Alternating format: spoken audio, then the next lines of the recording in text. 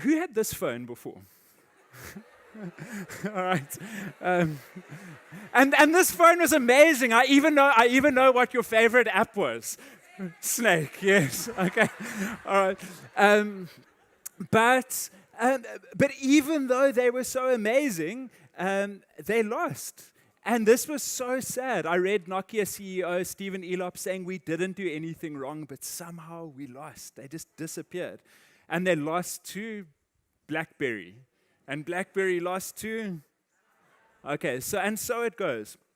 So our tools are constantly changing, and so too are our expectations. So Marshall McLuhan said, first we shape our tools, and then our tools shape us. So you know what this is, right? Okay, so this is pavement traffic lights for smartphone addicts in the Netherlands. Because who's got time to look up, really? So all of those cities that Kenneth told us about that are going to be built are going to look a whole lot different to the ones that we're currently living in. So connection is fundamental. We can't imagine ourselves outside of the context of being connected to each other. And when I put this together a few years ago, I actually thought it was a bit of a joke, but then I went to the United Nations, all right, back for Twitter, all right.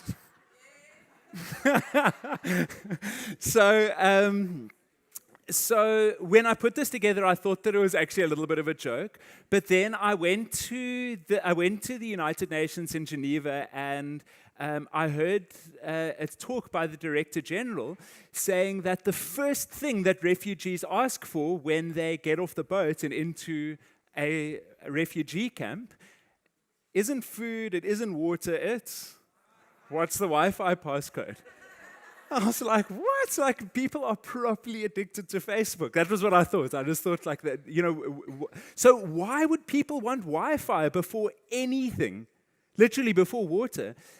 And it's because you're separated from the people that you know and that you love, and that's the thing that's been on your mind the whole way over. When you're forced to move as a result of a natural disaster or a conflict situation, you don't pack everything up and put it into Stutterfords. You get the hell out, whatever, in the middle of the night. And people get separated, husbands from wives, mothers from daughters. And so you connect to the internet to find them somehow. And one of the most important things that the Red Cross has been doing from the time that it was founded is connecting these people. And in the big wars, in the First World War and the Second World War, there used to be indexes that you could go through. So you could go to the Red Cross and you can work through these ticklers to find out if someone that you know, a loved one, had turned up in a camp. And this could take months or years or even decades of searching to connect with the person that you love. But now what the Red Cross is doing is that they're working with facial recognition technology, artificial intelligence and machine learning, so that as you come into a refugee camp, they take a photo of you. And if you've got any photograph of your loved one, a WhatsApp profile picture, a crumpled passport photo in your wallet. If you can show them that picture, they can load it up into their machine, and using artificial intelligence, they can tell you your child is safe. They walked into our camp day before yesterday. We've got this. So we're always finding new ways to be connected, and this is what it means to be human. So I want to speak to you about the power of friendship in this context. So when I started using social media, as Lorian said, it was so much about the sense of Ubuntu, digital Ubuntu. It was the time of Wikipedia and everything that could be possible when we collaborate openly. It was an ecosystem. I was chatting with a friend this morning, I felt that I was part of something bigger than me. I felt that I was part of what Brian Eno calls a senius.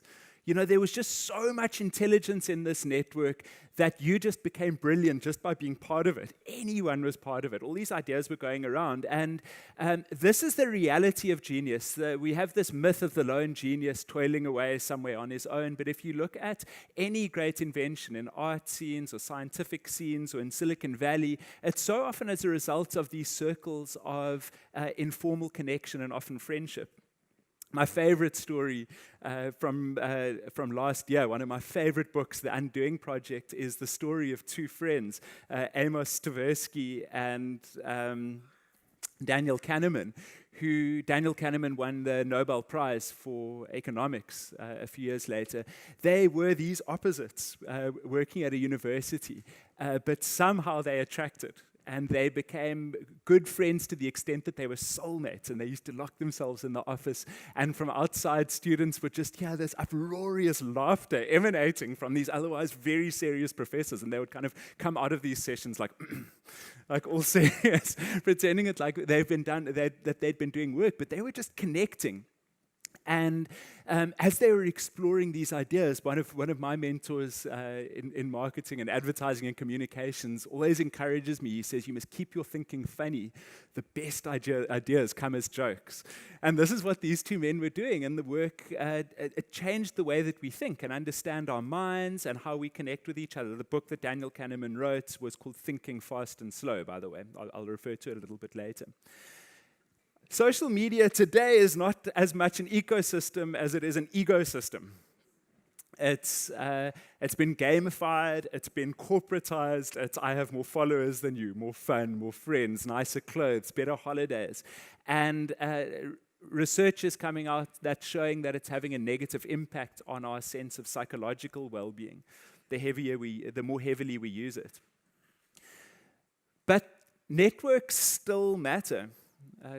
The people that we hang around with and the people that we connect with still matter. In fact, Nicholas Christakis, a medical researcher from Harvard University, discovered by doing a longitudinal study involving more than 30,000 people that people in our second-degree network had a direct bearing on us. So if your friend's friend gained weight, you were hundreds of % more likely to gain weight. If your friend's friend stopped smoking, you were more likely to stop smoking. And if your friend's friend became happy or depressed or wealthier, that was likely to have an impact on you.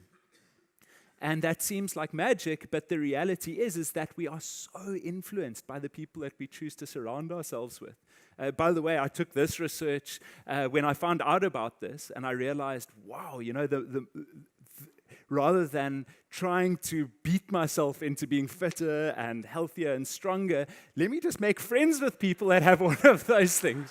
And the result is I've got people like my friend John there who drags me up Table Mountain at 4 a.m. as a result. So there's no more time for me to sit playing TV games until 1 a.m. and drinking milkshakes. So who we surround ourselves with really matters. And social media now with Generation Z is starting to change. It's not just about doing social, because that's what we were all told. We've got to get onto social media and you must use these things. About being social.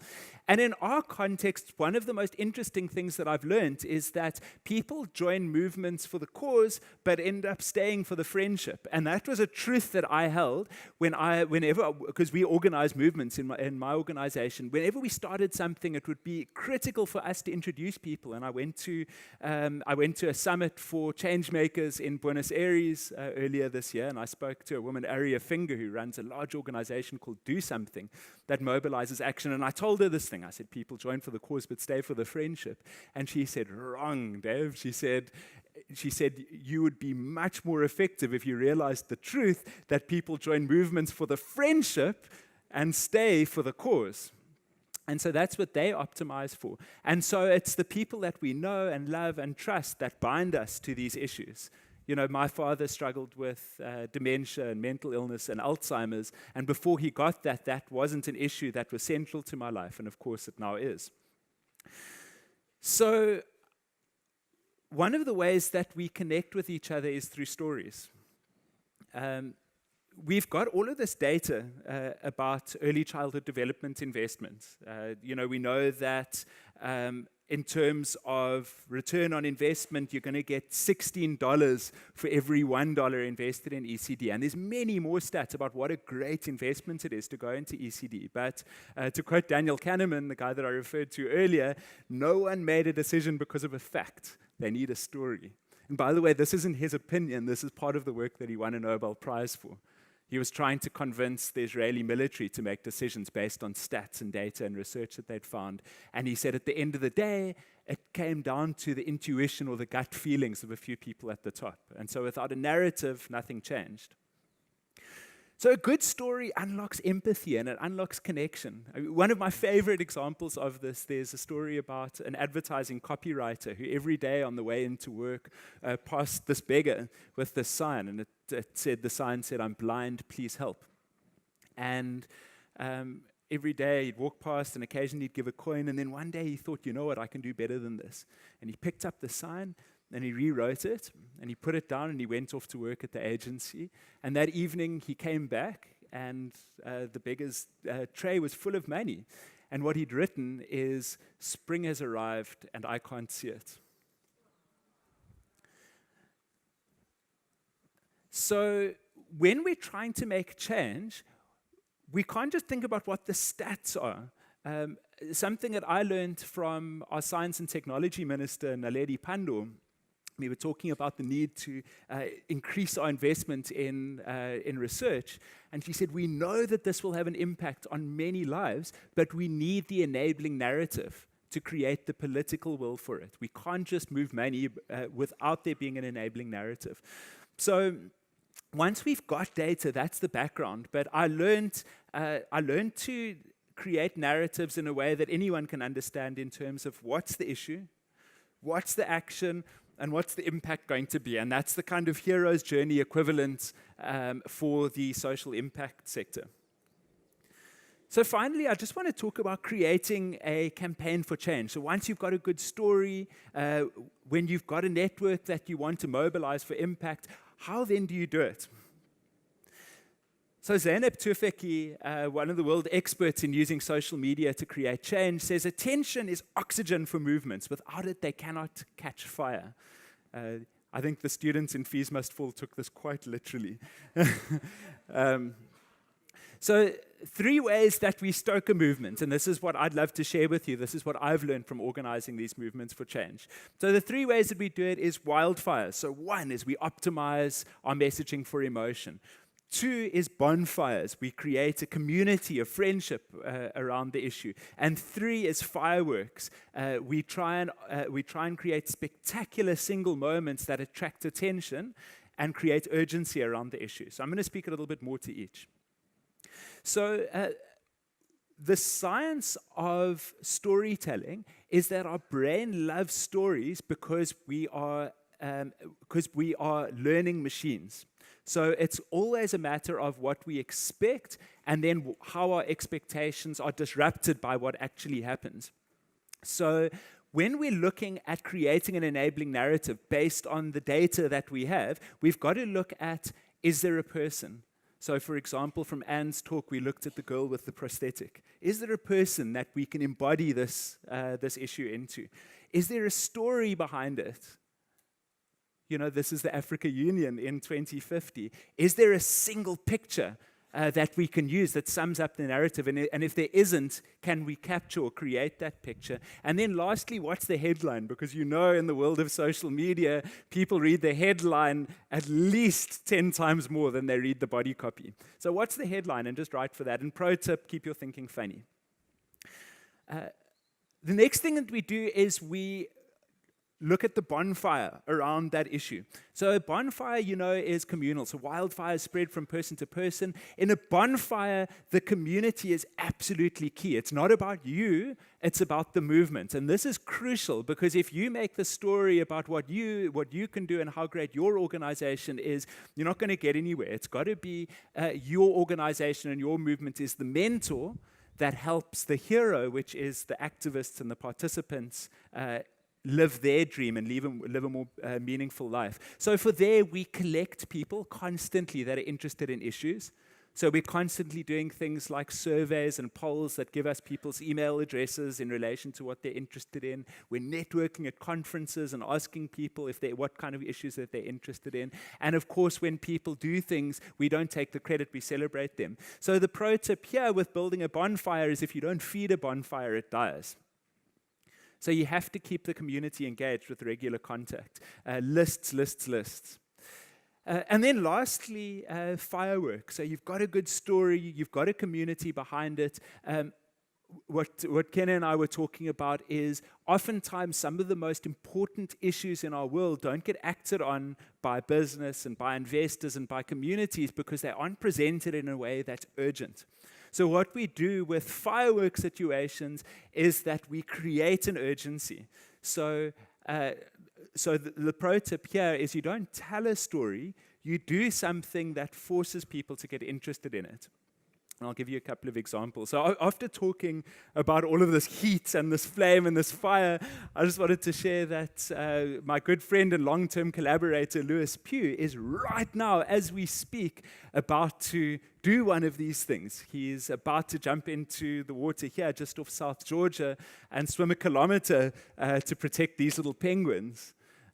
And that's, the reason why he's been so consistently successful as a campaigner is because he's nurtured those contacts. It's not a question of whether the Guardian Environment will cover it, whether the BBC will interview him, or whether CNN will cover it, or whether he'll get meetings with ministers. It's a done deal. That's going to happen. He just needs to create the enabling narrative through what he does.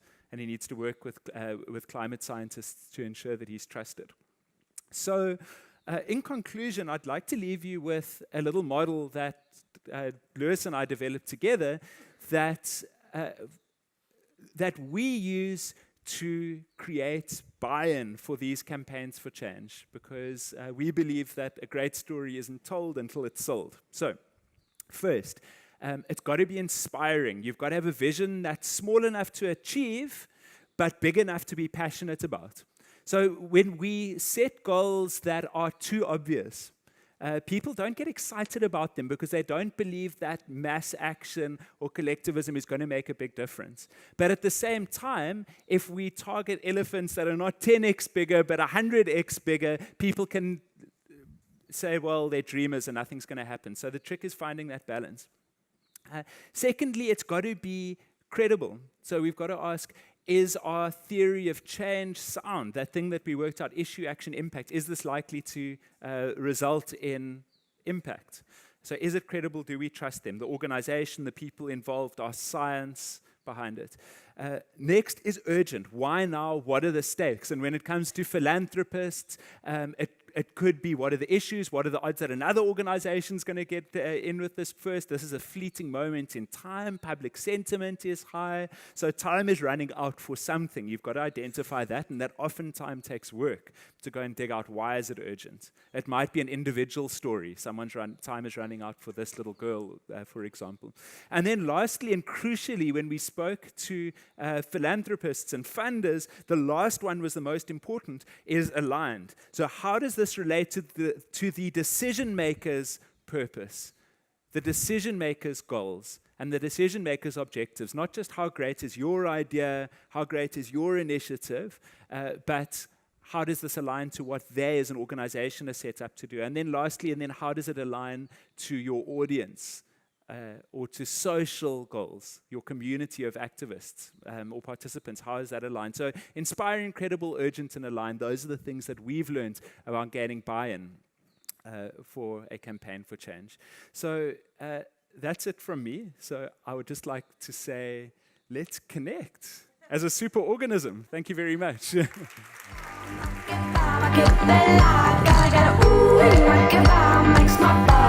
I wanna hear your breath just next to my soul.